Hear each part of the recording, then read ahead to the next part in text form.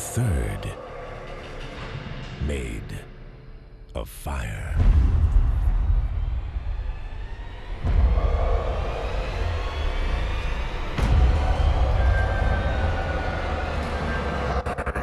Iblis itu adalah dari bangsa jin. Surat apa itu? Surat Al-Kahfi. Bukan mentang dari jin lalu langsung di surat Al-Jin. Di surat Al-Kahfi Allah sampaikan bahwa iblis itu sebenarnya adalah asalnya bangsa jin yang sangat soleh dan taat. Dia sangat soleh, betul-betul soleh, taat. Tidak ada dosa yang dilarang Allah yang tidak mereka kerjakan. Hobi menumpahkan darah di mana-mana, membuat kerusakan di muka bumi. Lalu Allah Subhanahu wa taala utus para nabi-nabi, malah dibantainya nabi-nabi. Nabi-nabi dari bangsa jin juga ya, dibantai oleh mereka, dibunuh oleh mereka. Sampai pada limit terakhir, Allah perintahkan seluruh malaikat bala tentara tempur dari langit turun ke bumi. Habisi seluruh jin yang ada. Bumi akan diganti dengan penghuni baru. Ya, bangsa jin sudah out of order. Ya, sudah nggak layak lagi untuk menjadi pemimpin dan pemakmur bumi. Disuruh malaikat-malaikat turun, malaikat-malaikat tempur. Walillahi junudus samawati. Allah memiliki bala tentara di langit, disuruh turun untuk ngabisin bangsa jin. Tahu enggak Bapak Ibu, siapa yang diangkat oleh Allah menjadi panglima perang? Namanya waktu itu belum iblis ya, namanya ketika itu masih Azazil. Ini ada dalam kitab tafsir Al-Hafiz Ibnu Katsir ya. Namanya saat itu masih bernama Azazil. Jangan kasih nama anaknya Azazil nanti. Lalu turunlah panglima perang ini, yaitu Azazil, dengan memimpin seluruh malaikat-malaikat tempur. Semua bangsa jin yang ada di muka bumi diratakan, dibunuh. Yang dibiarkan hidup oleh Allah adalah yang melarikan diri sembunyi, masuk ke gua-gua, masuk ke hutan, sembunyi di pulau-pulau, dibiarkan oleh Allah, jangan dikejar, biarkan saja mereka tersisa hidup. Nah, ini cikal bakal calon pelanjut bangsa jin ke depan ya. Lalu setelah selesai, malaikat-malaikat tempur kembali naik. Azazil juga naik ke atas. Bapak Ibu, Allah kemudian menyampaikan kepada mereka semua, inni ja'ilun fil ardi khalifah. Saya punya misi akan menciptakan pengganti baru yang akan memakmurkan bumi. Iblis merasa bangsanya sendiri sudah dihabisi, sekarang diganti, jadi nggak nyaman dia, diganti dengan makhluk baru. Dia coba hasut para malaikat yang ada, si Azazil ini, sampaikan pada Allah, nanti akan terulang kembali kisah lama.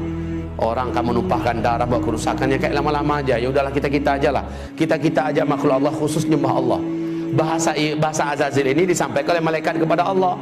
Qalu ataj'alu fiha man yufsidu fiha wa yasfiku ad-dima wa nahnu nusabbihu bihamdika wa nuqaddisu lak. Qala inni a'lamu ma la ta'lamun. Para malaikat menjawab, termasuk si Azazil, jubirnya Azazil, ya Allah, apakah kembali akan engkau ciptakan di muka bumi makhluk-makhluk baru yang nanti akan membuat kerusakan dan pertumpahan darah seperti yang sudah-sudah?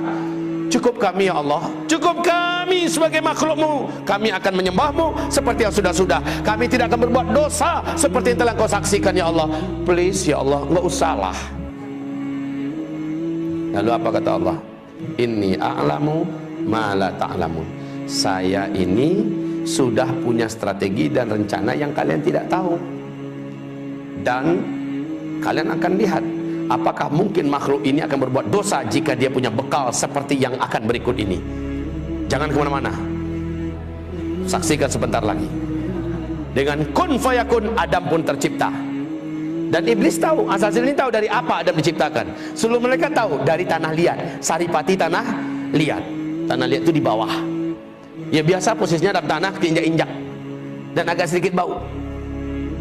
Lalu setelah jadi kun fayakun, Allah masukkan chips, ibarat kita bahasa sekarang ya, yang lengkap dengan informasi-informasi yang tidak diketahui oleh seluruh malaikat. Lengkap pengetahuannya tentang berkaitan dengan tauhid dan akidah, tentang perintah dan larangan lengkap, semuanya tahu. Apa itu cahaya, unsur-unsur cahaya, tahu Adam. Apa itu angin, ada apa bagian angin, segala macam manfaat dan mudarat angin, dan apa itu malam, apa itu siang, apa itu bebuat, semuanya lengkap. Sehingga ketika selesai diuji. Lalu Allah bertanya, "Hei malaikat-malaikat, sini kumpul kalian. Kamu juga Zil, sini Zil." Azazil. Ya, sini Zil. Saya mau uji kalian semua. Coba hadapi orang macam ini, makhluk baruku. Adam diuji, kalah semua, tumbang semuanya. Lalu Allah berkata, orang yang macam ini, yang ilmunya tentang aku luas, ilmunya tentang alam semestaku luas, dia tidak akan pernah mau berbuat maksiat dan dosa.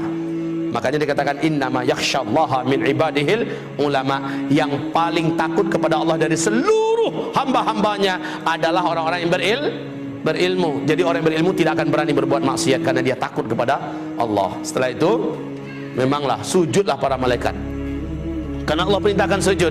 Nah, si Azazil yang dari awal memang menyimpan sesuatu di dalam dadanya, yaitu hasad, dengki.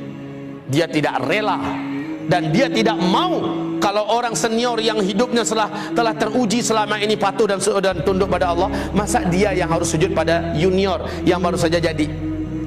Lalu dia nggak mau. Allah berfirman, "Ma mana'aka la tasjud li Adam?" Apa yang menghalangi kamu tidak mau sujud? Apa jawaban iblis? "Saya senior ya Allah. Ana khairun minhu, saya lebih baik." Kan nggak mungkin lah. Khalaqtani min nar wa khalaqtahu min tin. Karena nggak mampu menjawab tentang masalah ilmu, dia mencoba mengandalkan dirinya dari unsur penciptaan. Saya kau ciptakan dari tanah, dari api. Api itu terhormat ya Allah. Allah pula mau diajarinya. Api itu letaknya di atas, terhormat, nggak berani orang permainkannya. Dia sangat berwibawa, anggun. Sementara tanah, engkau ciptakan Adam dari tanah liat, hitam, bau, busuk, di bawah lagi keinjak-injak. Masa iya api sujud pada tanah? Sorry ya Allah. Ya, lalu Allah mengatakan, sombong kamu, keluar. Baik, Allah katakan gelar iblis saat itulah, nama kamu sudah diangkat dengan nama baru yang menjijikkan, yaitu iblis. Aba wastakbara wa kana minal kafirin. Jadi kafirlah dia, iblis jadi kafir. Bapak Ibu, iblis kenapa bisa jadi kafir? Kan dia soleh, kan dia taat. Kenapa dia jadi kafir?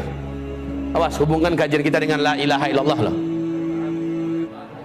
Tidak tak? Itu jawabannya. Apakah iblis dibolehkan masuk surga? Lan tadkhulaha abadan. Engkau sekali-kali tidak akan berhak menjadi ahli surga selama-lamanya. Iblis punya kunci enggak? La ilaha illallah. Iblis yakin enggak dengan Allah? Pasti. Iblis mengimani Allah tidak? Pasti, ya kan? Pasti. Tapi iblis punya kunci enggak? La ilaha illallah. Punya enggak? Punya. Cuma sayang patah salah satu giginya. Disuruh sujud kepada Adam, dia tidak mau. Bukankah salah satu gigi daripada gigi-gigi la ilaha illallah adalah wajib mengikuti perintah-perintah Allah dan mentaati larang-larang Allah? Wajib. Iblis di situ nggak mau. Sujud kepada Adam itu nggak mau dia. Satu saja syarat Allah yang ditolaknya menjadikan dia dikatakan Allah kafir. Awas, ini zaman banyak nggak orang menolak ayat Allah. Ini zaman banyak tidak orang menolak syariat Allah. Banyak. Ini zaman banyak tidak ulama-ulama kiai-kiai yang berani-beranian melecehkan, menghina, menyudutkan ayat-ayat Allah. Banyak tidak? Banyak. Nasib orang itu bagaimana menurut Allah? Sama nggak dengan iblis? Buka surat Muhammad ayat 8 ayat 9. Surat 47 ayat 8 ayat 9. Allah katakan dalam ayat itu, siapa yang membenci satu saja di antara ayat Allah, kafir dia. Satu saja ayat Allah dia benci, dia tolak, dia musuhi, kafir dia. Kayak iblis. Iblis satu saja perintah Allah ditolaknya, maka iblis menjadi kafir.